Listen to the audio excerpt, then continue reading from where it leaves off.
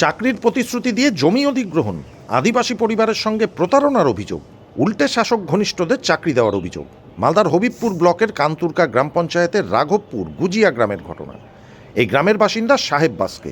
তার 10 কাঠা জমি রয়েছে। 2023 সালে তার জমিতে পিএইচই জলের পাম্প বসানো হবে, সেই জন্য তার পরিবারের 2 জনকে চাকরি দেওয়া হবে, সেই প্রতিশ্রুতি দিয়েছিল জনস্বাস্থ্য কারিগরি দপ্তর ও এলাকার শাসক দলের নেতারা। সেই মতো অবস্থায় সাহেব বাস্কে তার 10 কাঠা জমি পিএইচই জলের ট্যাঙ্কি বসানোর জন্য জনস্বাস্থ্য দপ্তরকে দিয়েছিল। আজকে জলের ট্যাঙ্কি বসে গিয়েছে, তারপরেও চাকরি পায়নি প্রদীপ বাস্কের পরিবারের কোনো সদস্যরা। ইতিমধ্যেই তিনি অভিযোগ করেছেন চাকরি দেওয়ার নাম করে তাদের সাথে প্রতারণা করা হয়েছে। আর এই ঘটনাকে কেন্দ্র করে শুরু হয়েছে রাজনৈতিক চর্চা। অথচ এই ট্যাঙ্কির কমপ্লিট হয়ে গেছে কাজ, আমাদেরকে এখন অবধি কাজ দেয়নি। আমাদের কাজ দেয়নি বলতে আমাদেরকে খুঁজেননি। আগে যারা এসেছিলেন যে তোমাদেরকে এই জায়গাটা ছাড়তে হবে, এখানে তোমাদেরকে কাজ দিব, এখন অবধি আমাদেরকে কিছু ডাকেননি। আমরাই উল্টে গেছি টিএমসির নেতাদের কাছে। ফার্স্টে গেছিলাম আমরা রাজিনা মুর্মুর কাছে।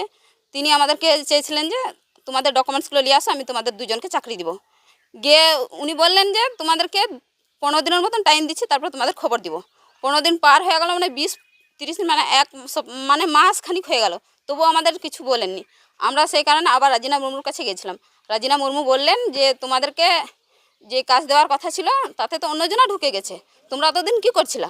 তখন আমরা বললাম আমরা তো আপনাদের আশায় বসে আছি, আপনারাই তো বলেছিলেন যে কাজ কমপ্লিট হলে আমরা তোমাদেরকে কাজটা করে দেবো, চাকরিটা করে দিব। তো এখন তো আমাদের চাষের জমিটাও চেয়ে নিল টিএমসি নেতাগুলো, আর এখন আমাদেরকে কাজও দেয়, চাকরিটাও দেয়নি, আমাদের জায়গাটাও দিল না। এখন আমাদের সঙ্গে টিএমসি নেতা আমাদের এলাকার যতগুলো নেতা আছে তারা সবাই আমাদেরকে নিয়ে প্রতারণা করেছে। সেখানে কর্মসংস্থান হলো না, সেখানে পিএইচই তৈরি হলো, সেখানে তৃণমূলের প্রভাবশালী নেতারা সেখানে চাকরি পেয়েছে।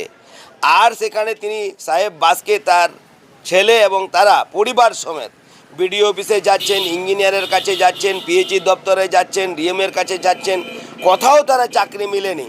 কিন্তু আমি বলবো যে আদিবাসী মানুষদেরকে, হবিপুরের বিধানসভার মানুষজনকে বলবো যে তৃণমূল কিভাবে আদিবাসী মানুষকে ঠকিয়ে জায়গা নিয়ে তৃণমূলের প্রভাবশালী নেতারা চাকরি পাচ্ছে।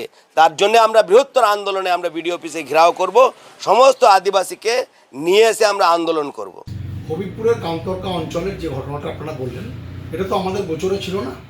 আপনারা যেটা বললেন যে কনসার্ন ডিপার্টমেন্টগুলোতে তারা চিঠি করেছেন, আমরা এতটুকু বিশ্বাস রাখি ডিপার্টমেন্টাল যারা অফিসার্স আছেন তারা ওনার আবেদনটা নিশ্চয়ই খতিয়ে দেখে ব্যবস্থা গ্রহণ করবেন। এই ব্যাপারে আমরা দলগতভাবে আলাদা করে তো কিছু বলতে পারি না, এটা কমপ্লিটলি অ্যাডমিনিস্ট্রেটিভ পার্ট। অ্যাডমিনিস্ট্রেটিভ পার্টে অ্যাডমিনিস্ট্রেশনের যারা রয়েছেন তারা টেক কেয়ার করবেন। আর বিজেপি এটা নিয়ে হৈ হৈ করার কিছু কারণ নেই। দেখুন, বিজেপি এসআইআরের নামে যেভাবে বাংলার বুকে বাংলার মানুষদের ভোটাধিকার কেড়ে নিয়েছেন, তাতে বিজেপি সম্পূর্ণভাবে এই বাংলার রাজনৈতিক ময়দানে অপ্রাসঙ্গিক হয়ে গেছে।